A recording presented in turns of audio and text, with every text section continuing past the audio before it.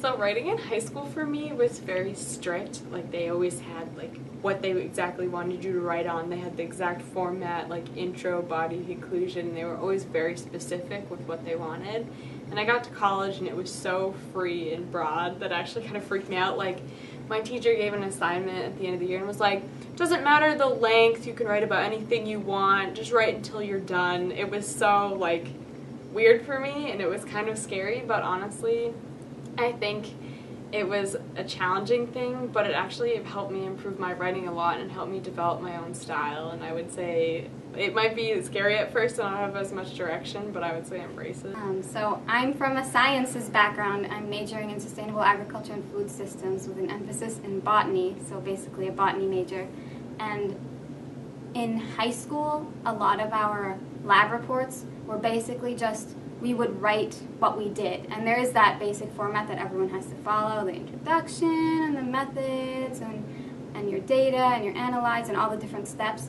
But in college, to write scientific papers, you are often prepared for grad school. So to write them, you have to read and cite from published, peer-reviewed scientific papers and articles in like well-known, accepted, famous journals of science, because the scientific community functions together where up to this point in history we have all learned certain facts about the world, and any paper that you add that you want to publish, even though you're a student and you're not actually publishing it, is coming on top of all of the other papers that have been published up to that point. So you have to acknowledge them. So if your paper is about photosynthesis, you don't just go in like you're the first scientist to ever think of this. You acknowledge all the other papers that are similar to yours and compare and contrast them and say, yes, I know there has been similar research. We're doing this research because there has not yet been a paper on this specific effect for this specific plant,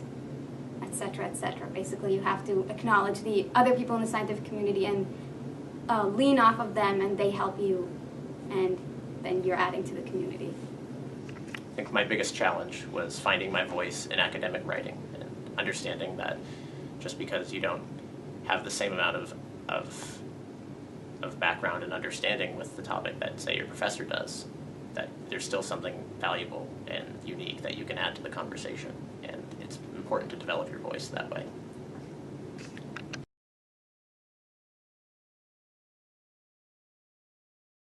I guess my biggest piece of advice to new college students regarding writing is, even though it's stressful to plan ahead and look at how much time you have left to do something, and it's easier to say, okay, that's due later, I'll worry about it later. It's good to look at all your classes and all your assignments and try and determine realistically how much time it will take you to comfortably do a good job, you know, because you never know what sort of issues you'll run into once you actually get started. So start early if possible and basically plan ahead. So I would say first, really utilizing the resources on campus. So really utilizing your professor, taking advantage of those office hours that they hold every week. Second, I would say, so utilizing the Writing Center. They're open every week, almost every day, but Saturday.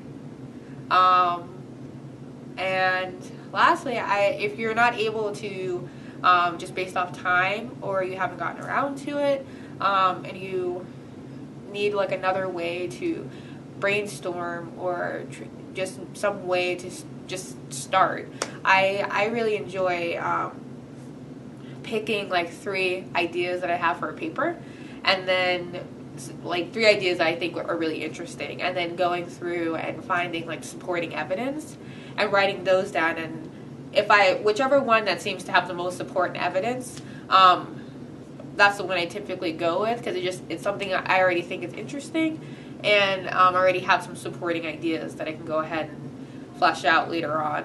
So, and I think that's helped me be really successful over the years.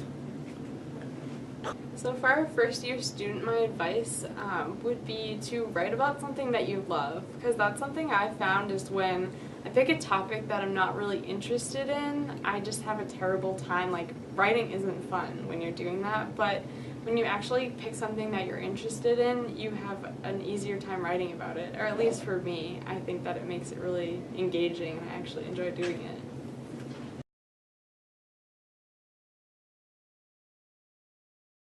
So when I first find out that I have to write a paper, I first do a lot of brainstorming, and it's not even writing down. I just think about what I want to write about. I come up with multiple different topics that I might want to use, different directions, and then finally I sit down and I normally talk with someone, whether it be my friend, I come to the writing center, talk to my roommate, and I just develop my ideas.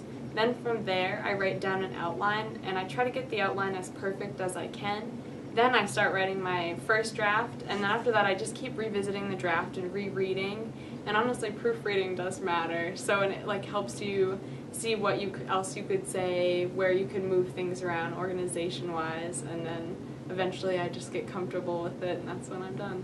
So when I was in college, I noticed pretty fast that as I was starting to work on new types of writing, new assignments, and different genres, that sort of thing, that a lot of the strategies that I had been taught in high school didn't really work for me anymore. So I couldn't assemble an outline. For whatever reason, when I would try to outline something, it just wouldn't work. And then I would kind of panic over, like, why can't I make an outline?